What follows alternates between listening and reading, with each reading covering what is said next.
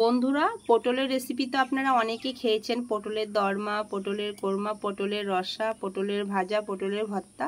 কিন্তু চাল দিয়ে যদি একবার এইভাবে নিরামিষ একটা পটলের রেসিপি তৈরি করে নেন, গরমের দিনে খেতে তো ভীষণ ভালো লাগে, তার সঙ্গে খালি মুখে তো আরও ভালো লাগে বন্ধুরা। তো আপনারা একবার হলেও এই রেসিপিটা কিন্তু অবশ্যই বাড়িতে ট্রাই করবেন। আশা করি আপনাদের খুব ভালো লাগবে রেসিপিটা। আর এটা দেখতেও যেমন, খেতেও তেমনি সুস্বাদু হয়। নমস্কার বন্ধুরা, আমি সুখী বসাক আমার চ্যানেলে আপনাদের সকলকে স্বাগত জানাই। বন্ধুরা, আজকে আমি আপনাদের তৈরি করে দেখাবো পটল আর চাল দিয়ে একটা নিরামিষ রেসিপি। খেতে তো ভীষণ দুর্দান্ত হয় বন্ধুরা। তো পুরো ভিডিওটা স্কিপ না করে দেখতে থাকুন, আশা করি আপনাদের খুব ভালো লাগবে। চাল দিয়ে পটলের এই রেসিপি তৈরি করার জন্য কি কি উপকরণ নিয়েছি আপনাদের বলে দেব। চাল দিয়ে পটলের এই রেসিপি করার জন্য এখানে আমি 500-র মতো পটল ভালো করে কেটে 2 ফাল্টি করে কেটে ধুয়ে নিয়েছি। আর এখানে নিয়েছি হাফ বাটির মতো গোবিন্দভোগ চাল, আদা, জিরে, শুকনো লঙ্কা, ধনে বাটা, চিনে বাদাম, 1 চামচ চিনি, 2 চামচের মতো ঘি। আর এখানে আছে গোটা মশলা, এলাচ, গোলমরিচ, দারচিনি, লং, ছোট এলাচ, বড় এলাচ, গোটা জিরে, শুকনো লঙ্কা, তেজপাতা। প্রথমে আমি উনুনটা ধরিয়ে নেব। উনুনটা ধরানো হয়ে গেছে, কড়াই গরম হয়ে গেছে। কড়াইয়ের মধ্যে দিয়ে দেব সরিষার তেল। তেলটা ভালো করে গরম করে নিয়েছি। এরপর একটা একটা করে পটল তেলের মধ্যে দিয়ে ভালো করে কিন্তু ভেজে নেব। তারপরে দিয়ে দেব সামান্য একটুখানি লবণ আর সামান্য একটুখানি হলুদ দিয়ে ভালো করে নাড়াচাড়া করে পটলগুলোকে ভেজে নেব। আর এইভাবে পটল ভেজে নিলে খেতে কিন্তু ভীষণ ভালো লাগে। পটলগুলো আমি ভালো করে কিন্তু ভেজে নিয়েছি। দেখুন পটলের গাগুলো কত সুন্দর নরম হয়ে এসেছে, তার মানে পটলগুলো আমার ভাজা হয়ে গেছে। এরপর হাতা দিয়ে বাটির মধ্যে তুলে নেব। এরপর ওই তেলের মধ্যে চিনে বাদামগুলো ভেজে নেব। যেহেতু হলুদ দিয়ে পটলগুলো ভেজেছিলাম সেই কারণে তেলটা একটুখানি কালো হয়ে গেছে। বাদামগুলো ভাজা হয়ে গেছে, একটা বাটির মধ্যে তুলে নিচ্ছি। এরপর ওই তেলের মধ্যে আর একটু তেল দিয়ে গোটা মশলাগুলো ফোড়নে দিয়ে দিলাম। মশলাগুলো একটুখানি ভাজা হয়ে গেলে ওর মধ্যে ধুয়ে রাখা গোবিন্দভোগ চালটা দিয়ে দেব।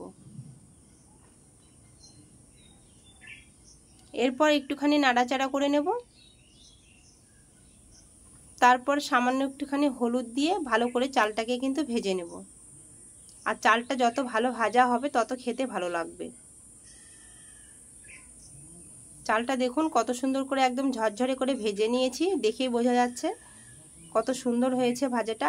এরপর আমি এখানে দিয়ে দিলাম যে বেটে রাখা মশলাটা রেখেছিলাম সেটা। মশলাটা দিয়ে বাটিটা ধুয়ে সামান্য একটুখানি জল দিয়ে দিলাম। জল দিয়ে ভালো করে মশলাটা কিন্তু চালের সঙ্গে কষিয়ে নেব। আর দেখুন কষাতে কষাতে সাইড দিয়ে কিন্তু তেল ছাড়তে শুরু করে দিয়েছে। এরপর ভালো করে কষিয়ে নিয়েছি, একদম শুকিয়ে গেছে।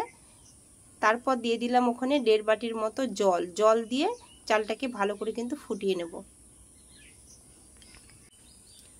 বন্ধুরা, এইভাবে যদি একবার চাল আর পটলের রেসিপি তৈরি করা যায় খেতে তো ভীষণ ভালো লাগে। তারপরে এখানে দিয়ে দিলাম হাফ চামচের মতো লবণ। যেহেতু পটল ভাজার সময় লবণ দিয়েছি সেই কারণে অল্প লবণ দিলাম। দেখুন জলটা ফুটে অনেকটাই কিন্তু কমে এসেছে। এটা ভালো করে নাড়াচাড়া করে নিতে হবে। এরপর আমি এখানে দিয়ে দেব ভেজে রাখা পটলগুলো দিয়ে ভালো করে কিন্তু নাড়াচাড়া করে নেব। আর এটা কিন্তু আঁচটাকে আস্তে রাখতে হবে আর ঘন ঘন নাড়াচাড়া করে নিতে হবে, না হলে কিন্তু নিচের দিকে লেগে যেতে পারে। আপনারা চাইলে এটা ঢাকা দিয়ে মানে মাঝে মধ্যে ঢাকা দেবে, আবার মাঝে মধ্যে নাড়াচাড়া করে নিতে পারেন। তবে আমি ঢাকা দিলাম না, ঢাকা খোলা রেখেই নাড়াচাড়া করে নিলাম। আর দেখুন কতটা শুকনো শুকনো হয়েছে। এরপর আমি এখানে দিয়ে দেব 1 চামচের মতো চিনি। চিনিটা দিলে ব্যালেন্সটা ঠিক থাকবে আর খেতেও খুব ভালো লাগবে, মিষ্টি মিষ্টি। তারপরে দিয়ে দিলাম 2 চামচের মতো ঘি। আর ঘিটা দিলে তো এর স্বাদটা আরও বেড়ে যাবে বন্ধুরা।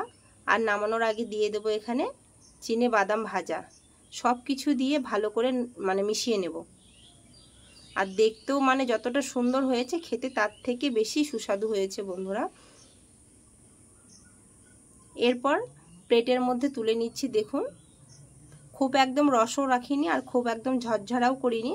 দেখে আপনারা নিশ্চয়ই বুঝতে পারছেন কেমন হয়েছে চাল দিয়ে পটলের এই রেসিপিটা। এটা তো খালি মুখে খেতে ভীষণ ভালো লাগে বন্ধুরা। পটলগুলো কিন্তু গলে যায়নি, কত সুন্দর গোটা গোটা হয়ে আছে। একসঙ্গে দিলে কিন্তু সব পটলগুলো গলে যেত, সেই কারণে আমি পটলগুলো পরে দিয়েছি। যেহেতু পটলগুলো তেলের মধ্যে ছেঁকে ভেজে নিয়েছি, একদম নরম আর সফট হয়েছে পটলগুলো। আর দেখে তো মানে জিভে জল চলে আসছে, এতটা মানে সুন্দর হয়েছে, খেতে তো ভীষণ ভালো হয়েছে। বন্ধুরা আপনারা একবার হলেও এই রেসিপিটা বাড়িতে অবশ্যই কিন্তু ট্রাই করবেন, আশা করি আপনাদের খেতে ভীষণ ভালো লাগবে। আর বড় থেকে ছোটরা এটা এমনি মুখে খেতে চাইবে।